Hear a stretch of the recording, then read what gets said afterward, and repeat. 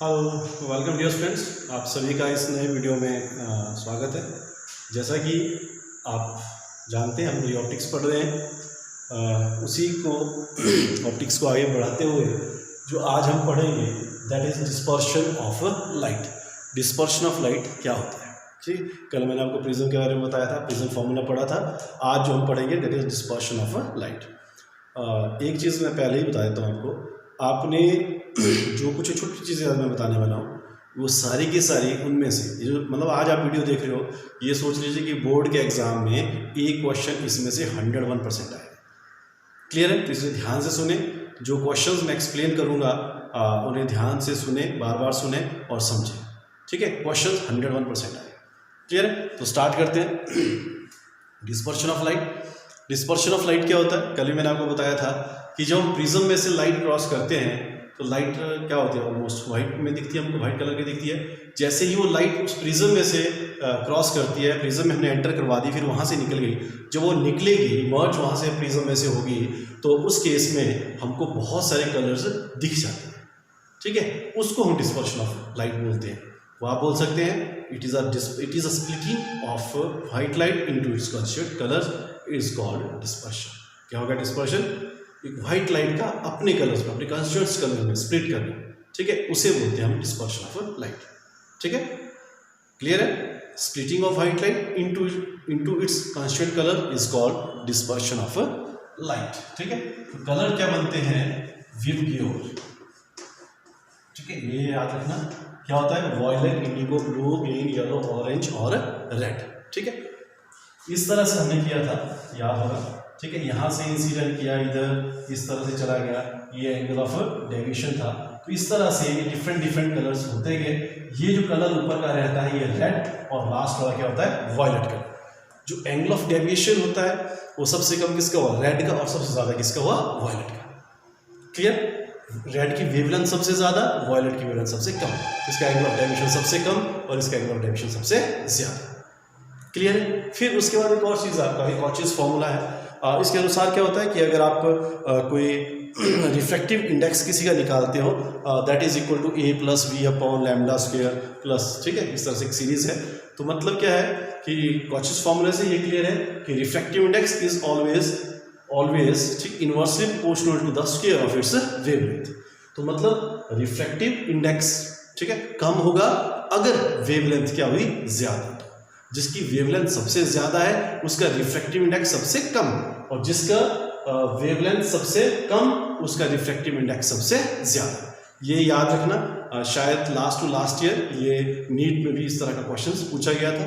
ठीक है, क्लियर है? कलर के बारे में पूछा था कि किसका रिफ्रैक्टिव इंडेक्स सबसे कम होता है। ठीक है, तो जो जिसकी वेवलेंथ वहाँ पे कलर ऑप्शंस दी होती है कि इनमें से बताइए किसका क्या है। तो आपने क्या देखना है? जिसकी वेवलेंथ सबसे कम उसका रिफ्रैक्टिव इंडेक्स सबसे ज़्यादा, और जिसकी वेवलेंथ सबसे ज़्यादा उसका रिफ्रैक्टिव इंडेक्स सबसे कम। क्लियर है? तो ये था कॉचीज फॉर्मूला के बारे में।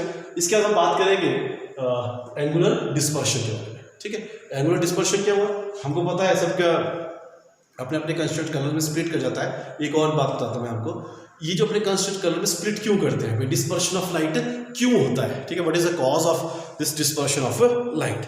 ठीक है, अब क्योंकि डिफरेंट कलर्स होते हैं, सबकी अपनी डिफरेंट उसकी क्या वेवलेंथ होती है, इसलिए वो उनका जो एंगल ऑफ डेविएशन भी क्या होता है सबका डिफरेंट होता है। इस वजह से ये आपको फॉर्मेशन दिखती है। क्लियर है? तो अब क्या बोला था आपको? Angular dispersion. एंगुलर डिस्पर्शन क्या हो गया कि रेड कलर और वायलेट कलर, जैसे दो कलर यहाँ पे है, तो इनका एंगल ऑफ डेविएशन क्या है? सबका अलग अलग है। ठीक है, तो जो एंगुलर डिस्पर्शन आएगा, ठीक है, तो एंगुलर डिस्पर्शन क्या हुआ? It is the difference in the deviation suffered by the two extreme colours. ठीक है, रेड और वायलेट कलर। ठीक है, तो ये कितना हुआ फिर? थीटा से इसको डिनोट करते हैं। ठीक है, डेल किसका? ठीक है, ज्यादा कौन सा एंगल किसका बताया मैंने? ज्यादा रेड का कि वायलेट का? ठीक है, पता नहीं ऐसे क्लियर? ठीक है, एंगुलर डेविएशन किसका ज्यादा है? वायलेट कलर का क्या है? ज्यादा। रेड कलर का क्या है? कम। ठीक है, तो इसलिए ये जो आएगा, ठीक है, तो ये क्या आएगा? वायलेट का ज्यादा है माइनस रेड कलर। ठीक है, this is called angular dispersion. ठीक है, अब आप एंगुलर डिस्पर्शन निकालने के लिए आप इसको और एक्सप्लेन करना तो और भी एक्सप्लेन कर सकते हो कि अगर आपने इन टर्म्स ऑफ जो एंगुलर डिस्पर्शन रिफ्रैक्टिव इंडेक्स निकालना है और उसके एंगल के हिसाब से करना है तो हम कर सकते हैं, दैट इज डेल। ठीक है, इट इज इक्वल टू, ये किसके बराबर होता है angular deviation, it is equal to कितना था, म्यू माइनस 1 इंटू ए। ठीक है, वॉयलेट कलर के लिए तो वी लिख दीजिए, और अगर रेड कलर के लिए है तो क्या करना, यहाँ पे violet mu r is equal to 1 into a, क्योंकि जो प्रिज्म है, जो एंगल ऑफ प्रिज्म है वो दोनों ही केस में क्या रहेगा, सेम रहेगा। ठीक है, अब आप इसे यहाँ पुट कर दीजिए। ठीक है, और सॉल्व किए तो आपके पास क्या रहेगा, एंगुलर डिस्पर्शन। ठीक है, उसी तरह से जब ये एंगुलर डिस्पर्शन हमने लिया, जब हम एंगुलर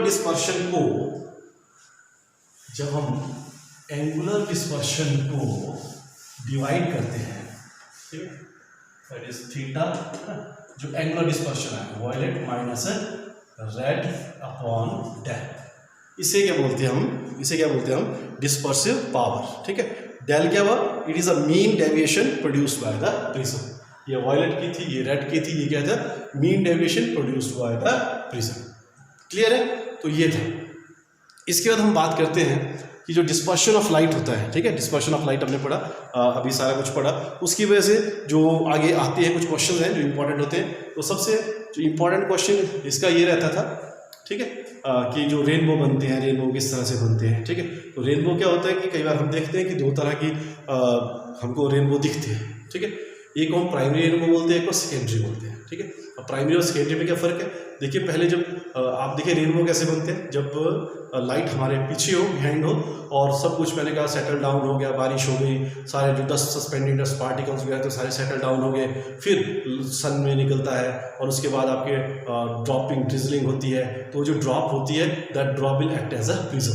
तो जैसे ही वो लाइट उसके ऊपर गिरेगी तो वो क्या होगा, वहाँ पे एक प्रिज्म की तरह एक्ट करेगा और वो जो व्हाइट लाइट है अपने कंस्टिट्यूएंट कलर में स्प्लिट कर जाती है, उस तरह से हमको रेनबो मिलता है। ठीक है, फिर आती है प्राइमरी और सेकेंडरी के।